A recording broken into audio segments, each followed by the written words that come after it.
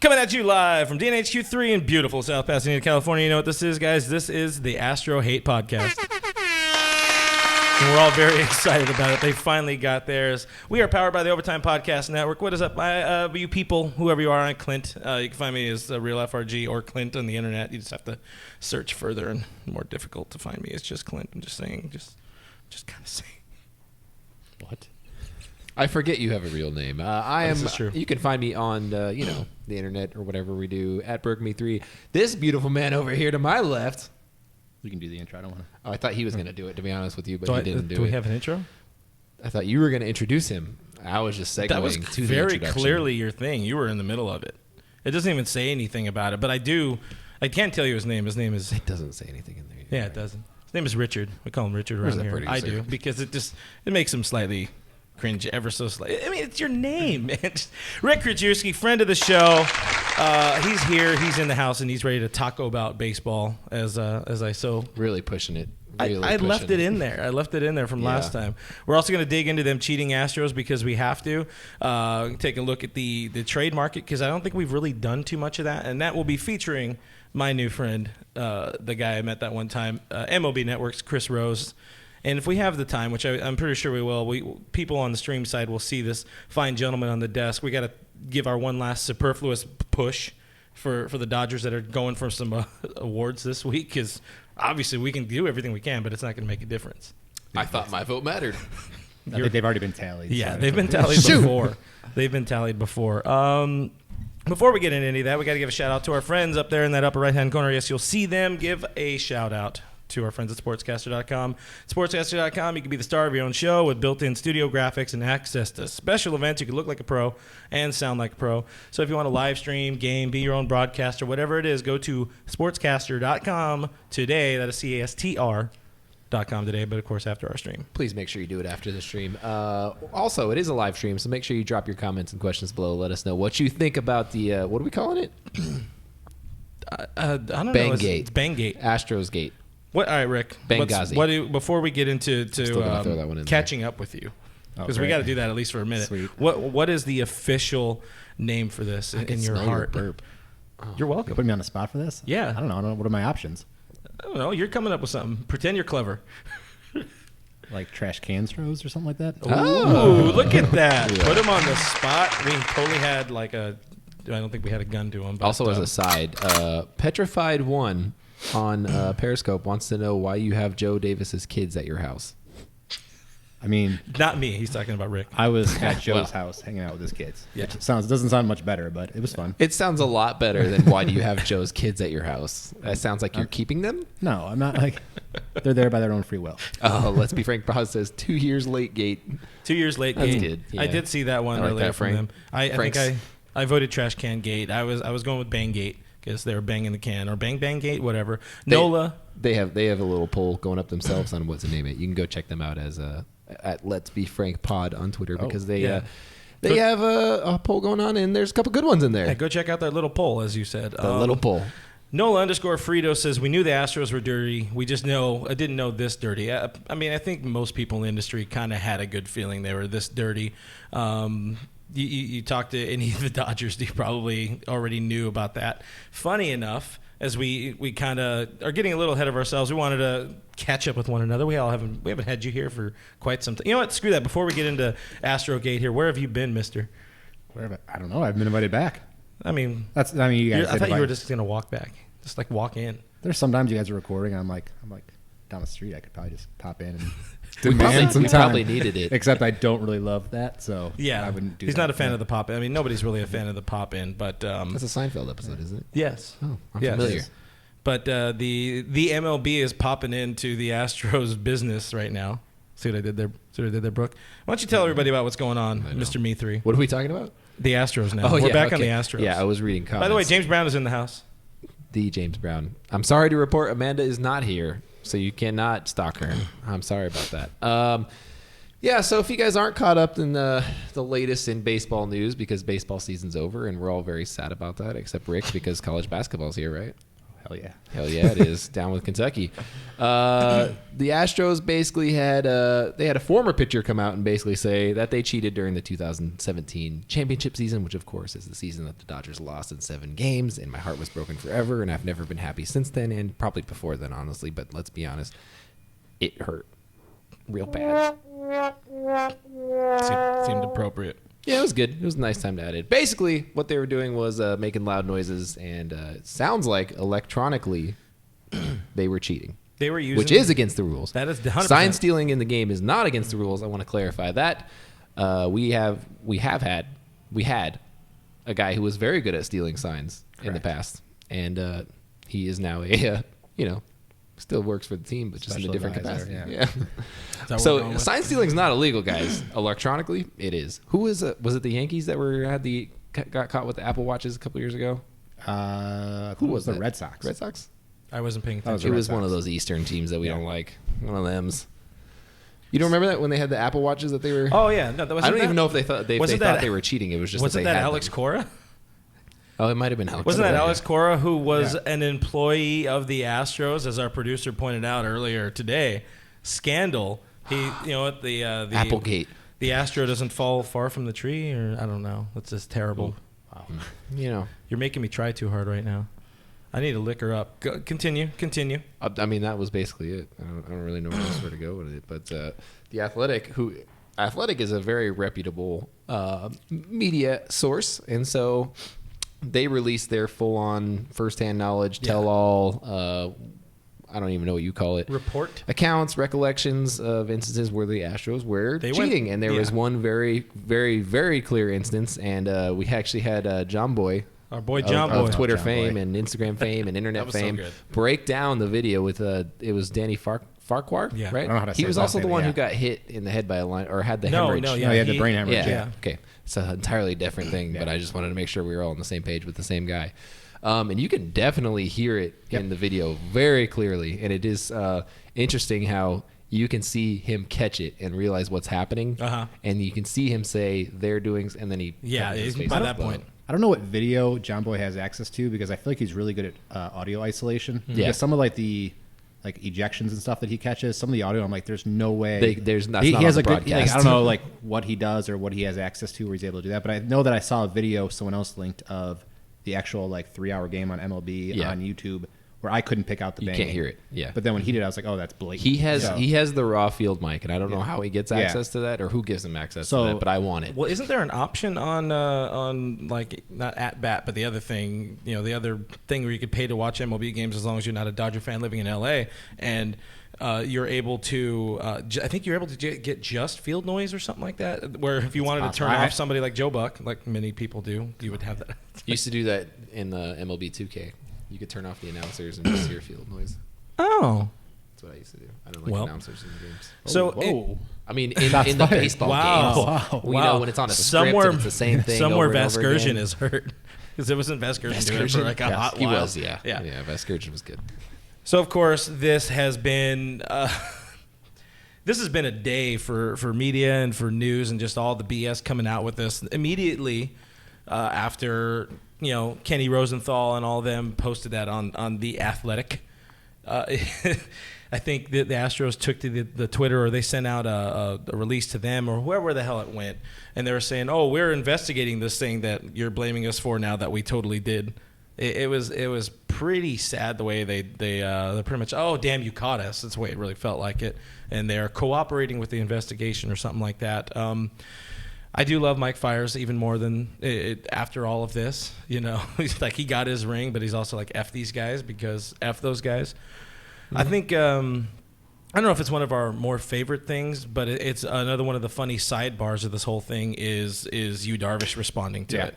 And immediately all the people are like, oh, maybe Darvish wasn't the problem. And he's like, for a minute there, he was responding to everybody like, no, it was totally me. I was crap. Said, no, I sucked. Yeah, I sucked. He even responded to us with, I think, verbatim, no, I sucked, or soming like that. It was pretty good. It was pretty golden. It was quality content. It actually made me like Yu Darvish a lot more. I already did like him, but I thought that was good. Where he's like, everyone's like, oh, they were cheating.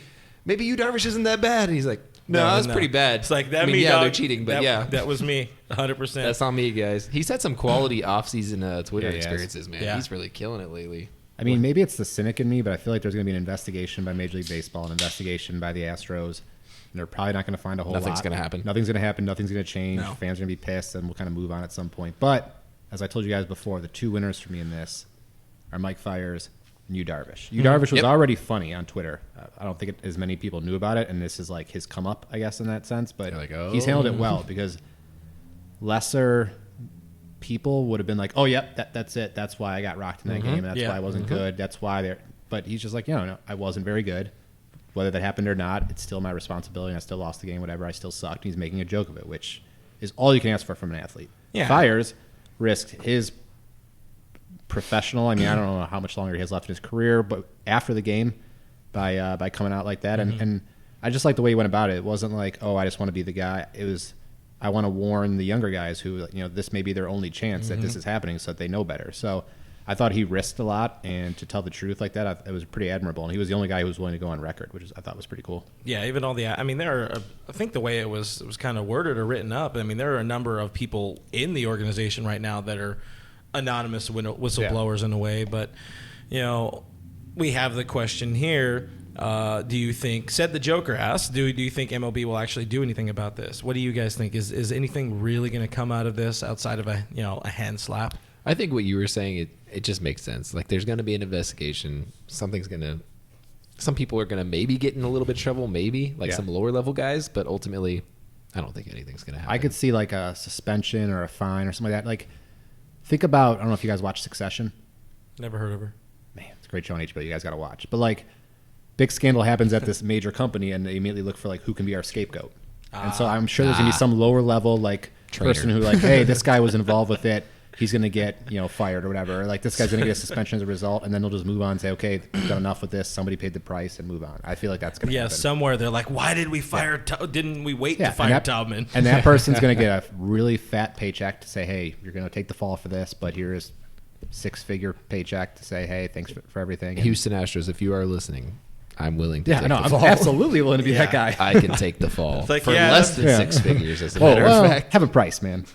I don't have much of a price, guys. It is interesting, though. The Astros have not tweeted anything at all today. Not one thing. They have not liked anything. They have not been active. It would not be in their best interest to respond to it. They basically hit up the social media person, and they were like, don't post anything. He was like, tight. I'm staying home today. Here's paid day off. There's for Seager. you, Yeah. Chief. Like, I'm done. Here's 100 paid days off. You're taking the blame for this. Yeah, there you go. The social media person was out there with their iPhone and iWatch, and that's how it goes. So it tells you Apple products are bad, and I've been right the whole time.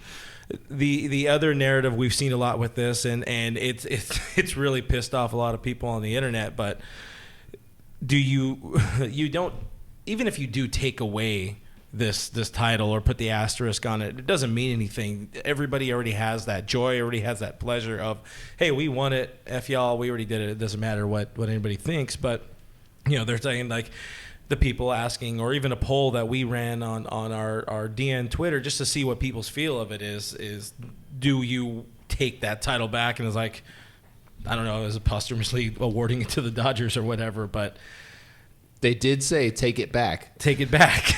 Take it back. Nothing like that's going to happen, of course. It probably not even an asterisk again. It's going to be somebody's going to take that fall.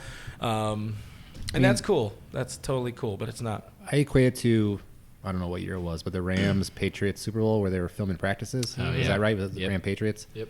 Where it's like, okay, they got slapped in the wrist. They got, I think, some draft picks taken away. And to this day, Patriots fans still think they got a raw deal on that, even though, I mean, I don't know enough about the facts. But regardless, they still got the Super Bowl. Nothing was taken away. Some fans look at it with an asterisk, some don't. So I feel like that's going to be what happens out of this is Dodger fans will say, hey, you guys screwed us out of this. But I'm like I was telling you guys, I'm not a revisionist history guy where I'm saying like, oh, well, if they weren't stealing signs, the Dodgers would have won that game that series in 6 games. Like, who knows? Maybe the Astros won't even make the World Series and the Yankees beat them. Sorry. Ooh, don't you dare kill him. It's a bad omen for tomorrow, right? His head falls off. But like, I don't know. You just can't rewrite history just based on some information coming out, Yeah, I mean, everyone's going to wonder what if now, and I think that's the crappy part because we've been wondering what if for a long time, except our what if was what if we signed Verlander or went after Verlander instead of Darvish, and that's always been our what if. And that's a lot easier to blame your own front office than to fall under and become a victim of circumstance, and that's a lot harder to deal with.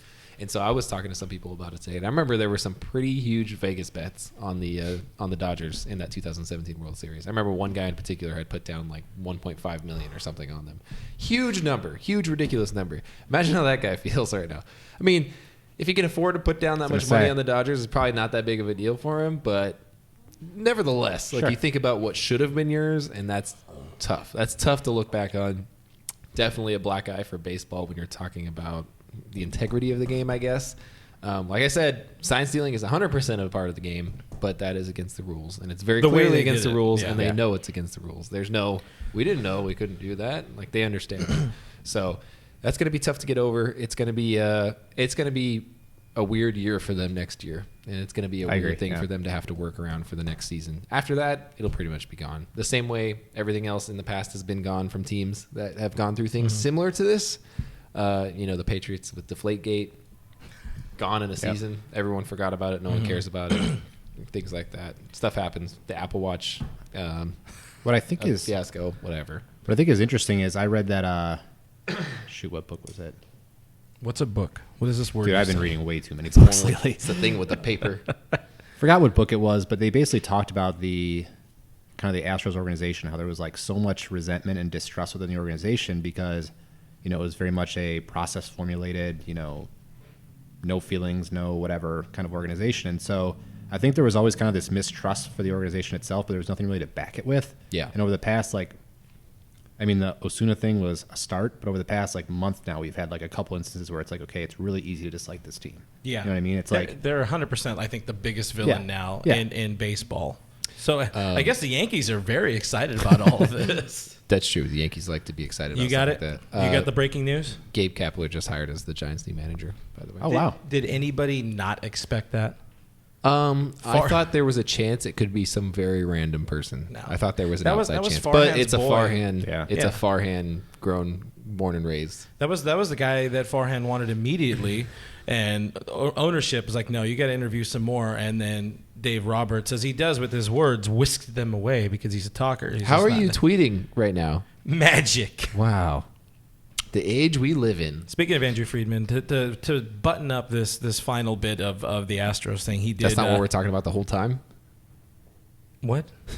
I thought that's what all we were going to talk about. Oh, the entire episode? No, that's not the way this works. But Friedman responded with, what was he pretty much saying? He's like, yeah, we kind of knew about it, and now we know to do better. Basically what he was saying was a lot of people had said that Darvish was tipping his pitches in the 2017 World Series, and that's how the Astros got to him. And he said, we have things in place to make sure that doesn't happen. We have people to catch that. We have systems to make sure that is not a reason why our pitcher's getting rocked. And he's like, so if this is true, it makes sense. It adds up. Yeah. If it's true. He did add that on. Very, very Andrew Friedman way to approach it. There's a diplomacy there. Yeah, big time. Tina G-Man on Facebook says they should lose multiple draft picks. That's probably a good start. Jason McClure says #give it back. I like that one. That's pretty good. Wait, you know what? I haven't awarded any points yet because I consider those points. Draft picks don't have the same. They just don't have the same feel as they do in other sports, though. Like you talk about punishment in football, that's a huge thing to have your draft pick, or even basketball. Basketball's only 2 rounds. I mean, that'd be it would be huge. What, 7 rounds? In baseball, it's like, all right, whatever. Who cares? We're to go international anyway. Yeah. So Twitter is working. Perez 1619 is there. He says, "Book, okay, boomer." Okay, boomer. That's good. Because you see, Rick, the kids are calling older folks boomers these days. I mean, I feel pretty old all the time, so that makes sense. Old all the time. Math adds up. Like that one giant tear is rolling down my cheek. Well, have it roll down the other cheek, because that particular cheek is on camera right now. Oof. Our hype man brings up a good point. It is really easy to hate the Astros. They just really make it easy on everybody. It's fantastically easy to hate the Astros, and they deserve it. I was rooting for the Astros. Yeah. Yeah, well, I was rooting for Brian Dozier. And I was rooting for Rally Meteor. Honestly, I never forgave Parra for breaking up Ryu's no-hitter. I still don't like Parra. I still don't like it. I do want to take Shark this moment in between. This is going to be great for the podcast and give Mr. Krajewski his nifty gifty. So I've had this. I got it's this. a box. It's a box. You can put stuff in it. It's surprising, if you're a coffee drinker, if you're a Zip Fizz drinker looking for a Zip Fizz sponsor out there. I made him this delicious mug. Is it blank? It's Rick and the Booth Boys. Wow, this is... That's actually pretty lit, if I do say so myself. It's it's an actual Booth Boys cup? Yeah. I never thought I would have my face on a mug, but I will Here we cherish are. this. Yeah, here we are. I wanted to make sure. I'll just leave this here. Yeah, leave it right there. And everybody on the podcast side, that was a great moment for them, people listening. That's for them. So you can feel the box.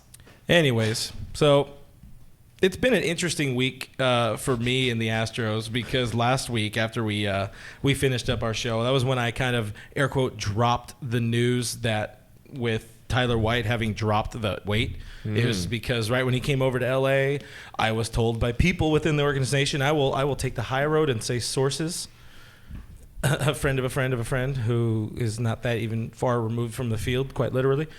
That the organization knew about him having the steroid issue and immediately said, here's a diet plan, here's some medication, we're going to get you right.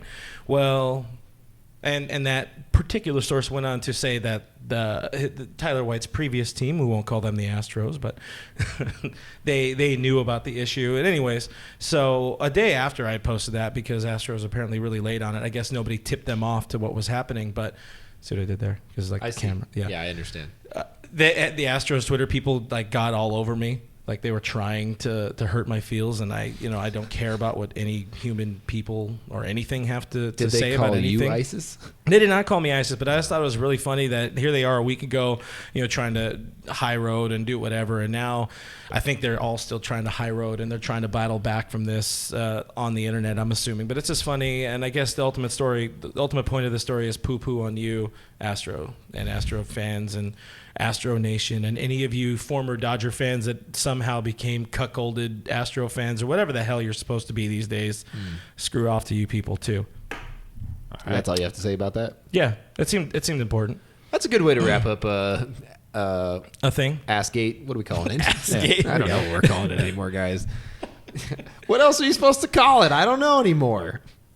Well, the important thing is to move off of that and move on to something we haven't talked a whole bunch about in our short few amount of too many, honestly, for our enjoyment, episodes postseason, I guess we'll call it. But we've gone a lot into free agency, but we really haven't talked about the trade market, and that's where the fun is. That's where really the more you look at it, and right now the general manager meetings are happening, and while nothing happens really during those meetings, I don't think we've ever seen any moves or any sort of headlines come out of it outside of the Astros being piles of crap this year. That's going to be awkward. That's where the groundwork, somebody walks in. Who's their guy? Is it Crane? No, it's the owner, right? Crane's the owner. It's, whatever. They all look the same. It's Jeff. His name's Jeff. Lunau, yeah. That's Jeff. He's he's probably gonna go home. Yeah. ISIS Jeff. He's like, I'm gonna skip the GM meetings this year. Probably, I would recommend it, Jeff. But they're all talking, or probably not talking. It's 2019, so they're probably all jammed in the corners on their computers, instant messaging each other or something like that. This is the way I assume. Nobody cute. doesn't really talk. But this is where a lot of trades, sort of the framework gets laid out. Maybe we'll see some moves happen at the winter meetings, but this is already lining up to be another god-awful, slow, painful offseason, it feels like to me. But I can't wait till February when the signings start. I know, right? It's going to be great. We've talked a lot about Cole and Rendon and all that, but not enough on the trades. So this guy over here, FRG, that's me. I ran into MLB Network superstar and host of Intentional Talk, Chris Rose. Rosie was at Dodger Stadium earlier this week on Monday, and he actually took some time to chat with us about just the idea of trades and where the Dodgers are at this offseason. So let's go ahead and give that a listen.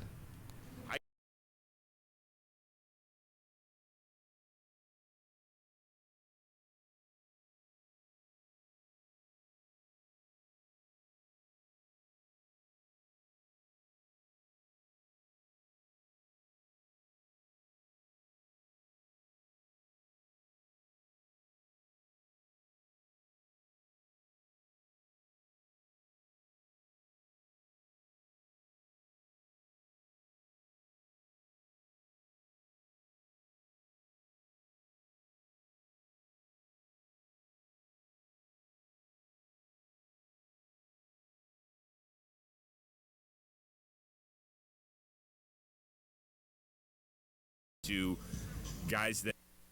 Well, apparently the sound did that thing again. Well, he was saying a lot of words about things, and pretty much, Well said. yes. The sound's not working on you either.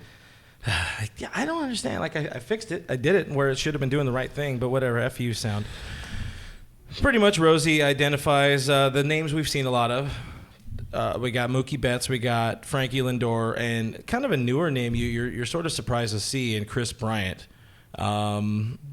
If we're looking at trades, we're looking at any of those names, and I already hear a sound coming out of you, Brooke, about the idea of Kris Bryant, and I kind of feel the same way. I don't think Kris Bryant's a good baseball player. On the idea of trades, Dodgers have the most firepower out of any team, 100%. This much we know. I don't know. We're hearing Kris Bryant. I want your guys' take. Let's start on Bryant, the thought of Bryant in L.A., and let's go with you, Mr. Krajewski. I don't know that I'd love that for the Dodgers, to be honest. I think he's a good hitter. He's a great player. Obviously, a lot of star potential, but I don't know, from what I've seen kind of the last couple of years, he's regressed a little bit as a player. 100%. There's a reason why he's on the trading block for a Cubs team that, talent-wise, should be competing every year right now. So the reason that they're willing to unload him because they're not happy with him either. So I'm okay with that. Thoughts? He's like a 120 OPS plus guy. He's not a guy that performs exceptionally well outside of Chicago. And I know Chicago is like a really hit or miss ballpark. Like you can really feast or famine there, depending on the day, depending on the wind. Yep. You know the wind in Chicago. Love it. You Can't get enough. You Next like to week, be in the baby. wind. Yeah, you'll be there. That's ice though. Ice Sure, wind. yeah. Ice wind is different. He doesn't make sense for me. No. He's not like a long-term guy that profiles for me. He's not really a short-term guy that profiles there for me. Mm-hmm. It would make sense for the Cubs to trade him the more I think about it with their current depth and their lack of farm system, for better or worse. It would make sense. And they got a couple of guys from their core that they could probably trade from, if not one or two of them. Kyle Schwarber should definitely not be a Cub. Kyle Schwarber should definitely not be in the National League. Correct. So it doesn't make sense that he's made it this long there. And, his bat really profiles well, like, I don't know. Even though they eventually got that World Series out of him or with him in tow, I think the Cubs were no, I was going a different way with it. The Cubs were really set on this course with the Hayward move. That what 8 year was it 200? It was like way too much money. He got a for deal. The J. Hay kid. That was it. That was it. No, I was just telling you that Kris Bryant doesn't make sense to me. I don't want him, and I don't want him near my team. As a person, I'm sure he's great. I've never met him, but seems like a nice kid. Actually, yeah, people really like him. A lot of those Chicago guys. He's a handsome boy. I think all of them, except I'm not big on Wilson Contreras. That's just like a personal thing. I don't know where that vendetta comes from, but I don't really like Wilson Contreras. Everybody else is fine. I like Javi Baez a lot. Harrison Russell. Oh boy! No. And moving right along. Betts. Mookie Betts is by far Boston's biggest trade chip, but to me, he doesn't feel like a fit any way, shape, or form with the Dodgers. Even if he did play a whole bunch of second base in the minor leagues, and even he has played a little bit in the big leagues, that's still limited to second base, and that's not really the problem area for Los Angeles. Do you guys feel any one way or another for? Granted, he was just an MVP, but I would argue that he fits perfectly for this team. Go on. What if I didn't throw anything into that? What if I just said that and I was like, that's it? Great argument. Hashtag analysis. Very high on base guy. Very high on base percentage. He can steal bases, which is something that we haven't had for, I don't know. Since D. Gordon. Yeah, since D. Gordon. I don't think they're going to him. I know. He does not fit in as a second baseman. I don't think he is a second baseman. I think he's a left fielder. Why isn't he a right fielder? He could be a right fielder too, but I want Bellinger to play right field. I want Bellinger to play center field too, actually. I want Bellinger to play anywhere where he thrives. That's all I care about. I don't really care. You can make Mookie a left fielder at Dodger Stadium. There's nothing exceptionally difficult about Dodger Stadium compared to the stadium he currently plays at, which is hella difficult. And he's a right-handed hitter. Okay. We need a right-handed hitting outfielder. This is true. Pollock was that. We hope that he's still going to be that. He's going to be better at it, hopefully. But I'm just... Listen, guys. I know I've been trying to trade Jock Peterson for like 15 years now. It's been a minute. He doesn't fit the mold that this team... I don't know. It's just... doesn't he just fit so much better somewhere else? And the league values him so much higher than we do in LA. And can he just go? Please? Hey, the sooner I like him, but can he go? The sooner Jock is gone, the sooner we can get somebody that more closely resembles an actual leadoff hitter. So I am all for that. Isn't it? This is last year of team control? Yes. Jock? Yeah, I believe so. This is it. And he's going to be paid way more than we want to give him this year for a guy who's going to have, I don't know, 400 at-bats max. Rick, do you have any feelings one way or the other expanding on the Betts idea? I mean, I won't talk about guys to get rid of. It's not really my position, being with the team and everything, but Good call. I mean, I love Betts as a player. I think he'd be great. I mean, he'd be great from the roster, like you said, as a right-handed hitter, something the Dodgers pretty much desperately need. Yeah. Yep. Given their left-handed bulk of the lineup. But you got to factor in he's basically a one-year rental, unless they want to sign him long-term, which will be a pretty hefty contract. So Fatty contract. yeah. So what assets are you going to give up to get him? And is there a better option, I guess, for a right-handed bat? Yeah. Maybe that's something we'll get into the next guy. But, I mean, I would love to see Betts on this team. You'd have potentially a MVP from last year and potentially an MVP this year, maybe, question mark, in the same outfield. Yeah. It'd be incredible. I mean, two guys who have won Gold Gloves. I mean, it's I don't think there's a bad thing that you can get from that, but it's a matter of what it would cost, how it would work, and again, it's 1 year potentially, and then you're out whatever assets you gave up, and hopefully it's the year you win the World Series. But if it doesn't, it's okay. It's another Dodgers made an attempt and it didn't work out. Plus, he's going to be like a $20-something million guy in 2000. Exactly. He's going to be expensivo. I don't know. And the Red Sox are going to overvalue him. Yeah. 100% in terms have of the to. prospect They have haul. to. They have to. They They don't have absolutely a have choice to. because Yeah. their farm system is Not good. There's a lot of bad farm systems out Yeah. there right now. I didn't realize that on a lot of really good teams. A lot of really good teams are about to be really bad. And the Dodgers love are the really Dodgers. good, and they have a really good farm system, so that gives you that opportunity to go. Again, I feel whoever the hell we want, and I use we very liberally, we can go get them. We 100% can go get them. We finally have to accept the idea of, okay, we are going to have to trade probably Lux and at least Gonsolin plus maybe, two more dudes and on top of that. So there's there's a lot of bodies that are going somewhere, especially for someone like a Mookie Betts or the name. We were all talking about it before hitting that live button, but the name that probably makes the most sense for this club and for this offseason. We're seeing it pop up a lot. Honestly, it was the first name that came out. I think it was Morosi threw it out there like the middle to end of October, but Frankie Lindor is a dude whose name is on the trade market. Cleveland needs to get rid of him.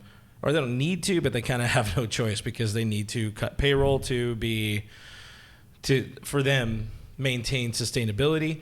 And the idea of Lindor in Dodger Blue is just good. And this one, we are going to play a clip, and it's going to work this time, I promise you. More with Chris Rose talking about Francisco Lindor.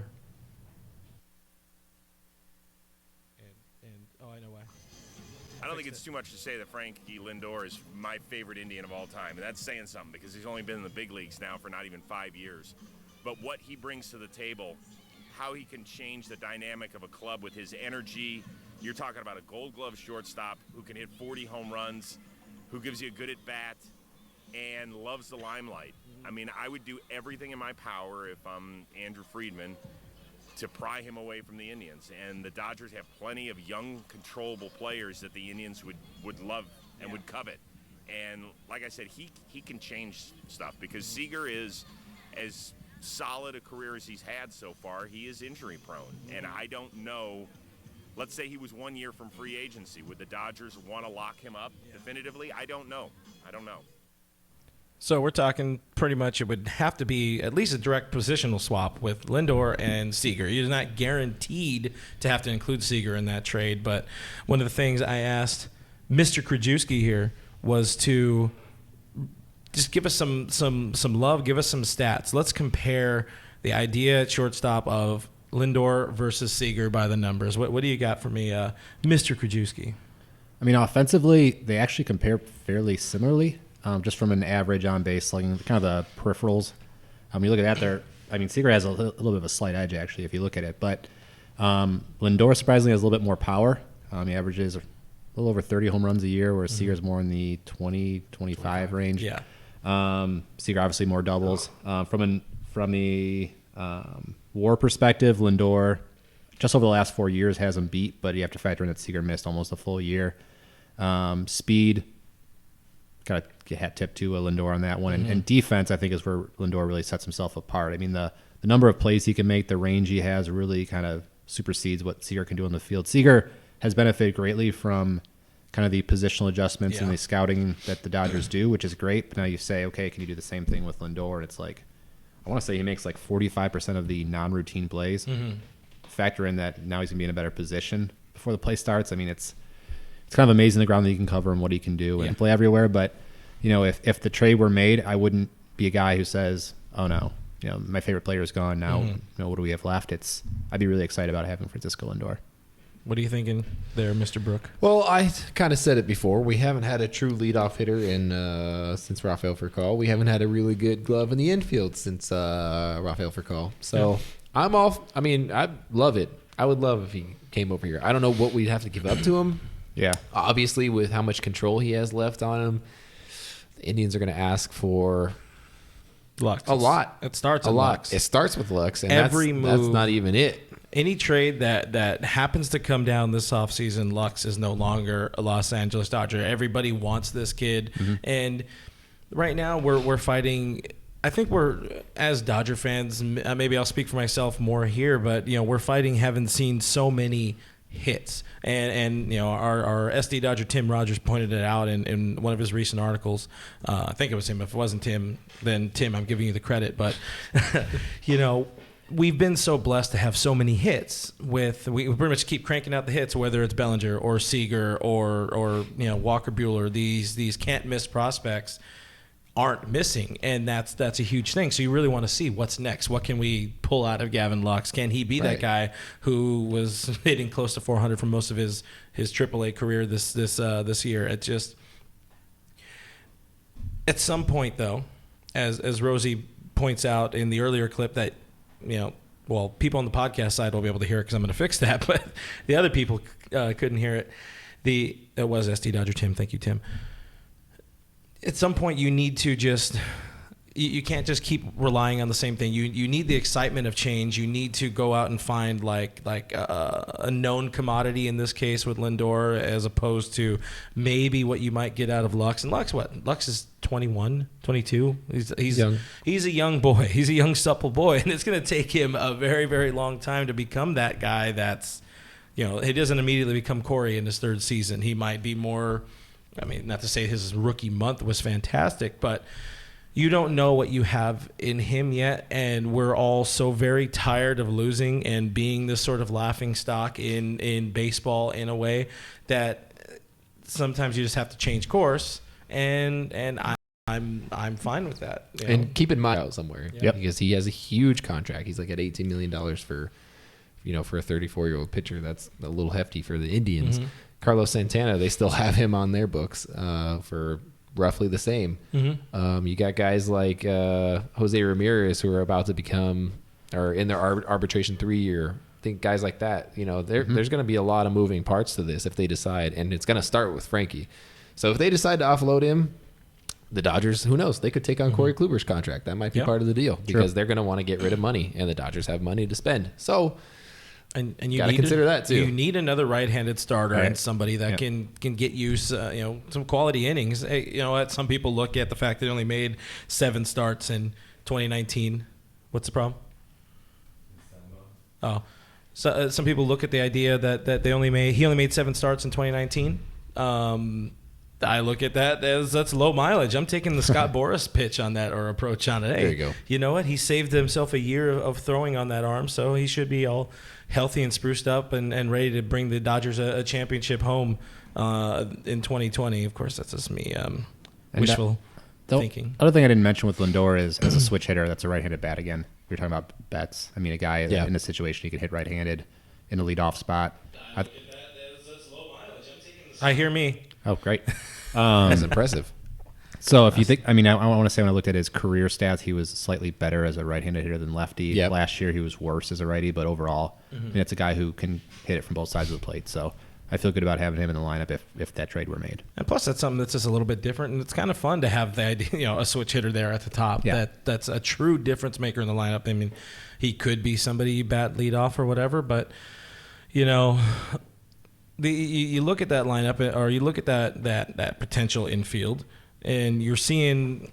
I don't think there's any way, shape, or form that Justin Turner isn't playing first in 2020. You're looking at Turner at first and Muncy at second, and then Seager at third and Lindor at short, and that's like that. That's pretty damn good infield. Yeah, that's a scout, not a scout here, but I think that would win. I think that would they would score a lot of run points, as the kids call them these days. And I think there's a lot of flexibility that comes with kind of the Dodgers have always been very flexible in terms of being able to play guys in different spots, but I think a lot for Muncy's development at second base has been when he played more consistently throughout the year for weeks at a time at second. He was a lot better and more comfortable out there. When he was kind of moving around a little bit or not getting regular days in the lineup, that's where you saw him boot a couple balls or not be as sharp. So I think as he continues to develop maybe in that second base role, having him out there consistently every day or 140 games a year really pay dividends for him personally. Yeah, give Muncy a consistent spot. Let him learn it. And Seager's already, like you were saying, Rick, thanks to his defensive positioning and all that, he's already such an exceptional glove on the infield at short. You really wonder what he would do with a less rangy and more straight up and down position. You could see him put up a 3 defensive WAR season or whatever. I mean, does anybody look at that? Is that like a stat people care about? I mean, I look at some of the other Fangraphs metrics more like defensive run saves and UZR and stuff like that. So I focus more on that, but I mean, it's definitely something you look at on a day-to-day basis. I mean, the thing with Seager is it's not like he's been bad at shortstop or like we're looking like we need to overhaul the position defensively, but if you can upgrade it and if he can play a good third base, if you end up keeping him, I mean, that's something you have to look into at least.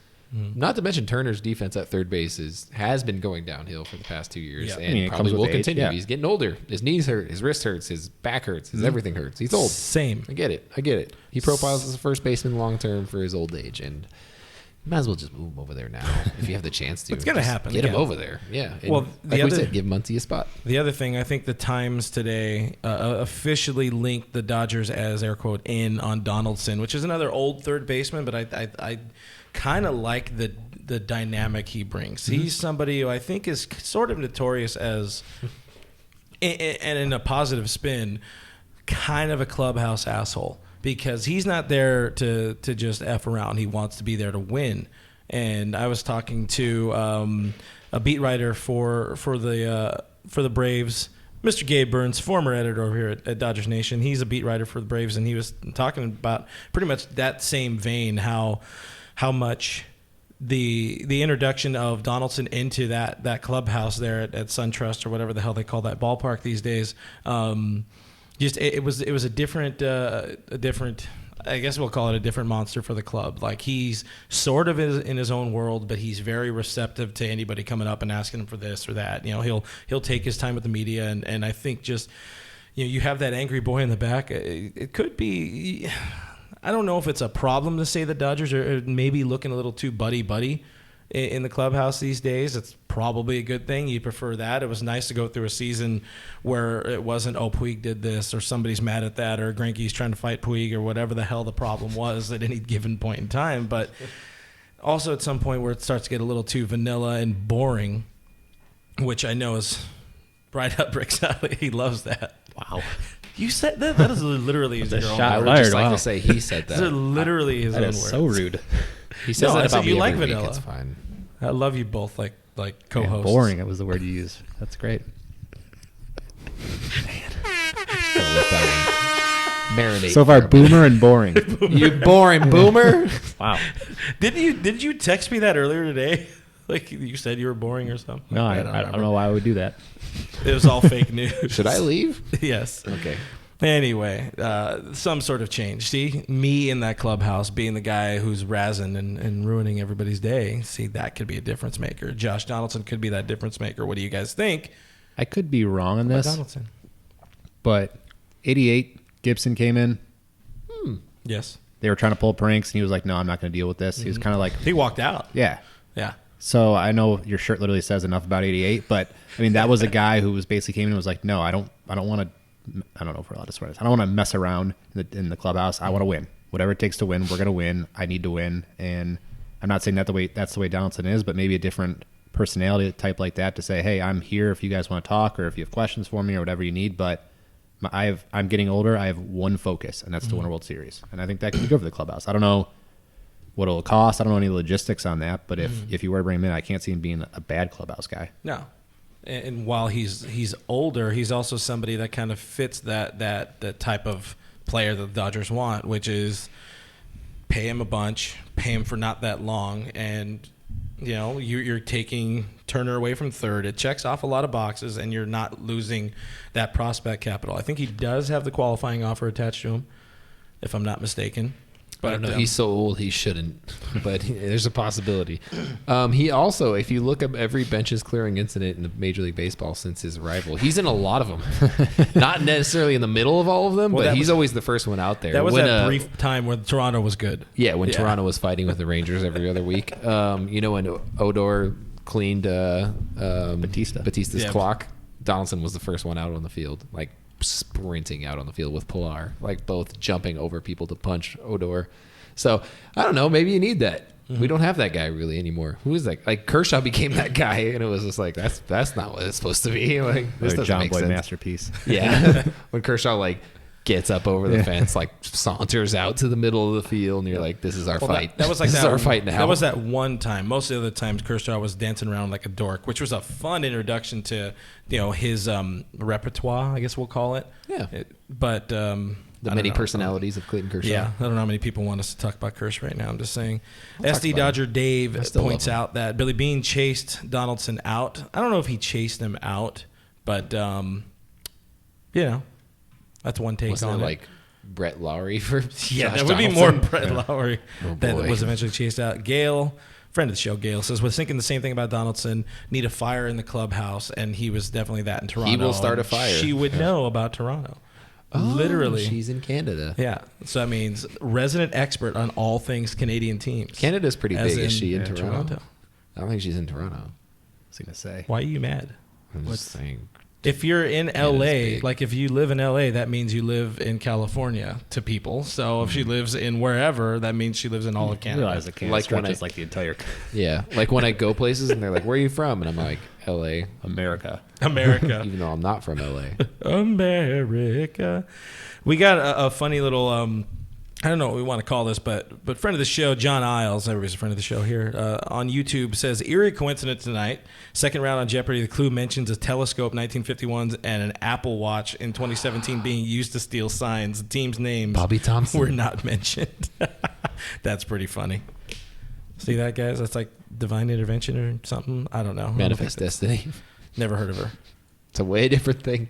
Jose Knows Best says this is his first time watching. Well, thank you for joining us today.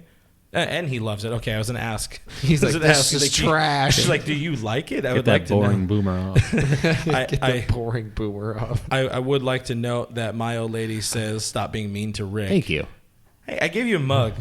That's also love. See, I mean... It says boomer on the bottom. It doesn't say boomer. It has it has his friends. Those are some nice people. Rick and the Boot Boys. Saw Boyd last night. And you didn't invite us? It was a Clippers game. You could have come. A lot of people were there. I think I'll pass on the Clippers. Kawhi. Never heard of her. Kawhi, would you pass? Sweet Lou. Come on. Go ahead. You do a thing. Hit it. You do a thing. That's good You enough. take That's over, close Brooke. enough. You go ahead. Just making this all about you. Well, you know what? It usually is all about me, guys, and so that's why we're going to talk about my awards for this. No, I don't have any awards for the season. It is still baseball award season, and it's coming down to the final turn. The ballots, of course, have already been cast, and the likelihood that people are listening to the podcast after the award winners were already announced are pretty high, but Very much that's so. okay. It's Yep. not a big deal. We can still talk about it. But We have several nominees, and by several, I mean multiple. those. We have those. We have upwards of multiple. Does several apply to like two or like more than two usually? No, I think it goes a couple, 3 to a 4. few. Several is a few. Yeah. Several is like it's- 3 or it's- more. You guys let us know. All right, the we're cost 3 to of it. 5. 3 to 5 is several. Subscribe. I thought 3 to 7. Subscribe. 7 is several. Yeah, mash that subscribe button, Fam Squad. I wouldn't say we timed this appropriately because I've been hoping to get you in here for a while, but it just feels like the right timing considering that our boy Rue is up for his, I don't know, is it an earned Cy Young? Where are you at on the 3 nominees? And I will accept both a biased opinion. I was going to say you're going to have to. And a biased. I almost wore a Ryu shirt here, so. And yet you didn't. You dressed like an adult. It felt right. Very proud of you. You stayed on brand. I don't dress like an adult very often. So, as far as the Cy Young goes, very biased. I would love for you to win. I think he put together an exceptional season. Obviously, the ERA leader. What do I have? He was first in ERA, first in ERA plus, first in walks per 9. But I think that the reason that he may not win is because he really struggled down the stretch. His last 7 starts, 2-3 with a 5.4 ERA. And I want to say, just this isn't from like any insider information or anything like that, but I got the perception when I talked to people early in the season that it was always like, oh, Ryu's doing great. This is awesome, fun to watch. He had the 32 consecutive scoreless. It's not going to last. Oh, it's going to regress. And then it didn't regress. And then it kept going. And it kept going. They started the All-Star game, and it was, okay, but it's not going to keep going. And then finally, like later in the year, there were guys being like, I think your boy's going to win the Cy Young. I'm like, kind of been talking about this for a while now. Whatever. Yeah. And then it was almost like immediately that it flipped, and he started struggling a little bit. And it's almost like the guys were looking for a reason not to vote for Ryu because, let's be honest, he doesn't have the strikeout numbers. It's not sexy. No. I mean, one of his stats I just listed was first in walks per 9, which is something only I care about. So, there's going to be 100 reasons not to vote for him because you have Scherzer, you have DeGrom, who probably will win it, if I'm being totally honest. Who can just, DeGrom led the league in strikeouts again, and he carried the team down the stretch. So if you're looking at guys who, in a world where a lot of people vote by what they're seeing at the end of the season, DeGrom was awesome down the stretch, even though the Mets were already eliminated, whatever, and Ryu struggled. So I could see a lot of guys just swaying their vote that way, saying like, yep, this is why, because, at the end of the season, this was it, and this was that. But in my mind, it was the reason they were looking for all along. On a separate note, if he does win, how will you celebrate said win? Because that's the important information. It's a very important question. You hit that really fast. That was impressive. You just the pinky too. I don't.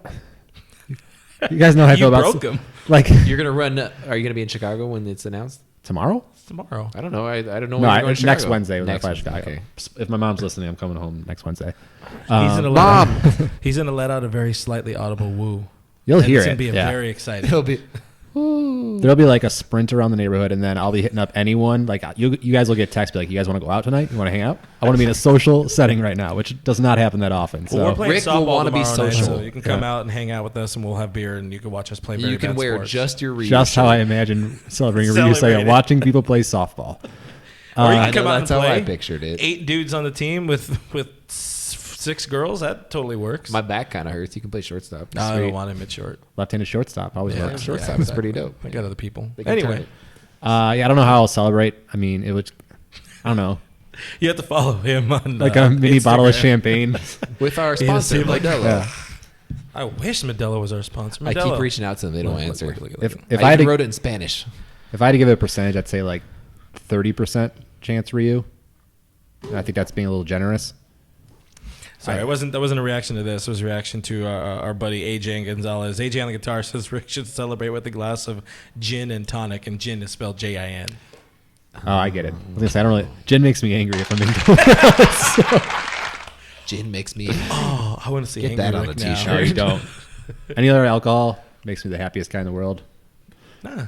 Gin, just adverse reaction. Tequila Gin makes me makes your clothes jump fall off. of that too, but also like jump off of roofs into pools. Sweet.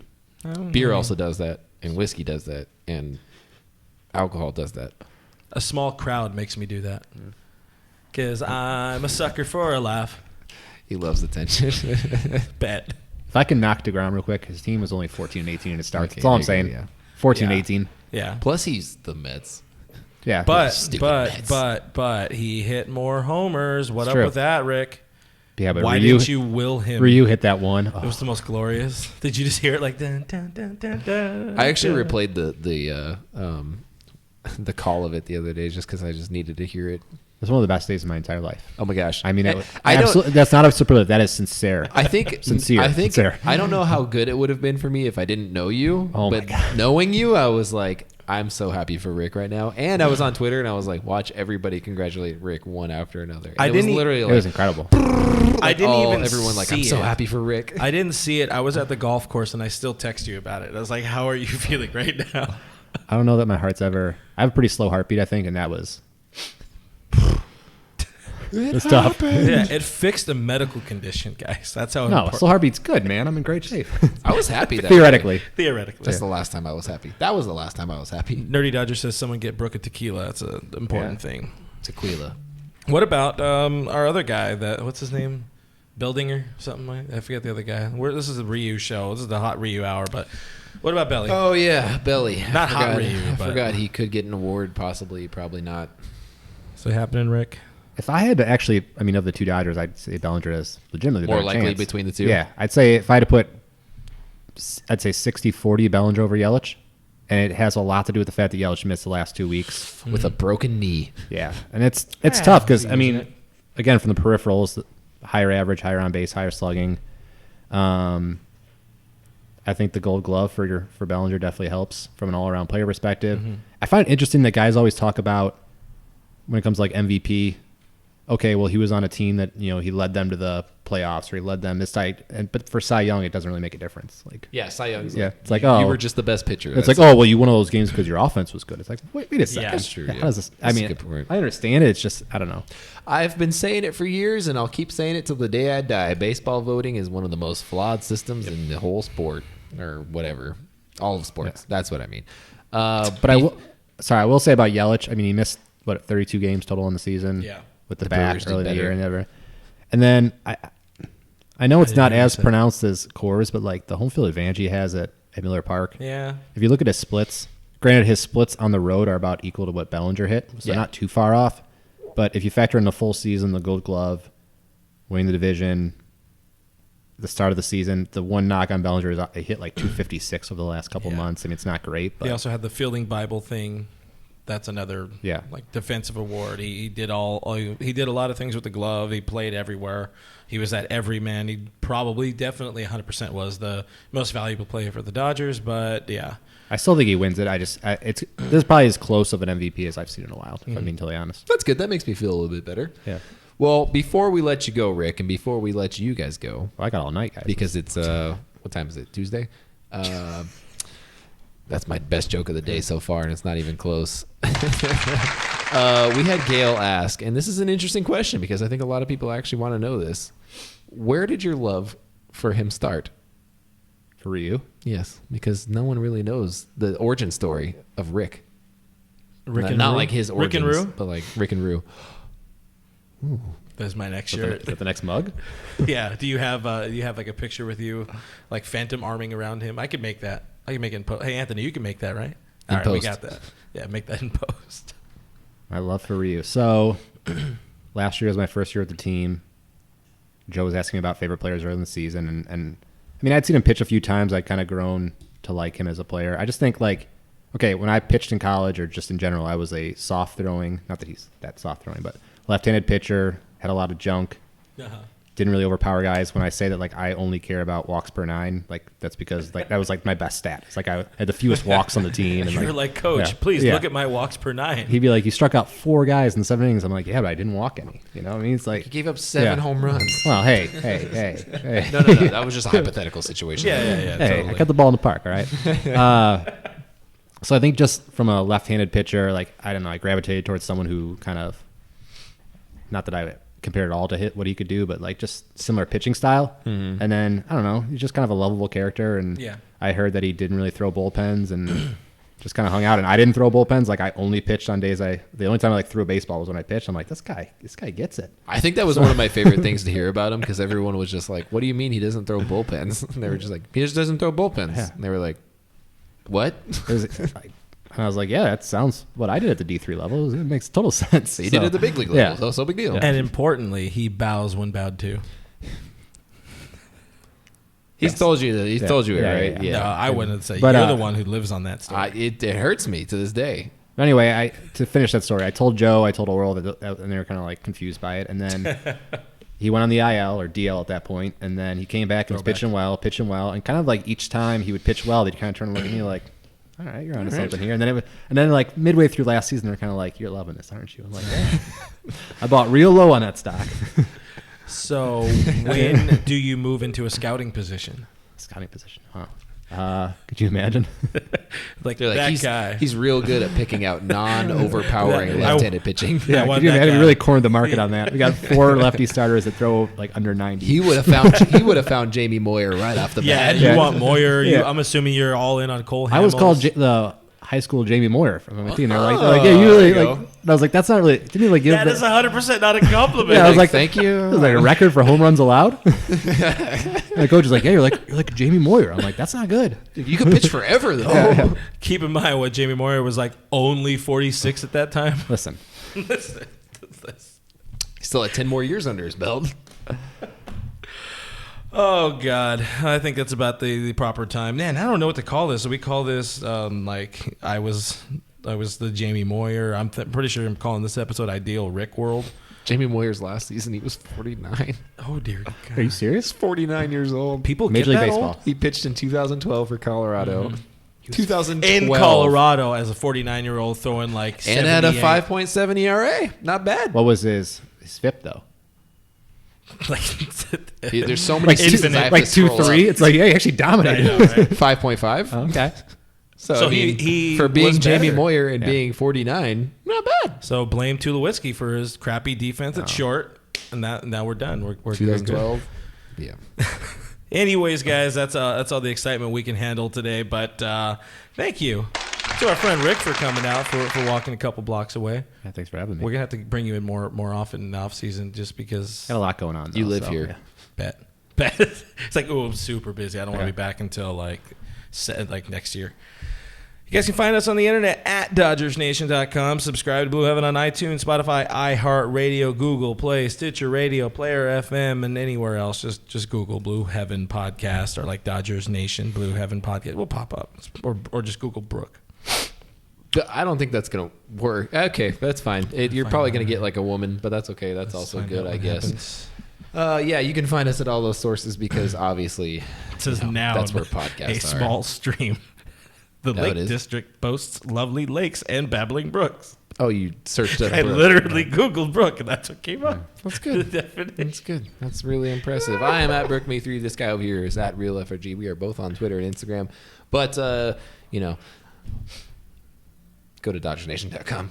And follow Rick. Important. Follow Rick. Yeah. Rick, what's your Was it Underscore? It's Rick underscore K21. 21? Yeah, real complicated. To those people, gotta be different.